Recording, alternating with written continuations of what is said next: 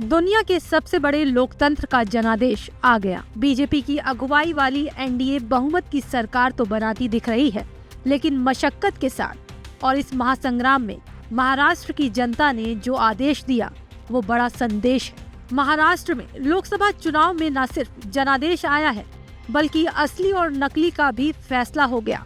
कहा तो पीएम मोदी ने उद्धव की शिवसेना और शरद पवार की एनसीपी को नकली बताकर तंज कसा था, मगर जनता ने अपने जनादेश में उद्धव ठाकरे और शरद पवार की मुराद पूरी कर दी। सबसे पहले एक नजर डालते हैं महाराष्ट्र के नतीजों पर। 48 सीटों वाले महाराष्ट्र में बीजेपी की अगुवाई वाली एनडीए को 18 सीटों पर जीत हासिल हुई, जबकि विपक्षी गठबंधन इंडिया की महाविकास अघाड़ी ने 29 सीटों पर जीत का परचम लहराया है। वहीं एक सीट निर्दलीय के खाते में गई है। बता दें कि एनडीए को महाराष्ट्र में जोरदार झटका लगा है, जहां चुनाव आयोग से मान्यता हासिल करने के बाद शिंदे की शिवसेना 6 सीटों पर ही जीत हासिल की। वहीं एनसीपी की घड़ी मिलने के बावजूद अजीत पवार का समय खराब हो गया, एक सीट पर ही सिमट कर रह गई और बीजेपी खुद 11 सीट पर ही कब्जा जमा पाई है।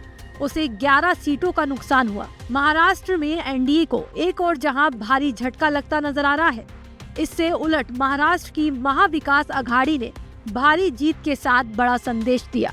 पिछले चुनाव में 2 सीट जीतने वाली कांग्रेस ने 12 सीटों पर जीत हासिल की। वहीं उद्धव ठाकरे गुट की शिवसेना भी 10 सीटें जीतकर असली हीरो बन गई। साथ ही शरद पवार गुट वाली एनसीपी ने भी 7 सीटों पर जीत दर्ज कर बीजेपी को करारा जवाब दिया है। गौरतलब है कि पूरे चुनाव प्रचार के दौरान एनडीए और एमबीए में असली और नकली पर बवाल हुआ था।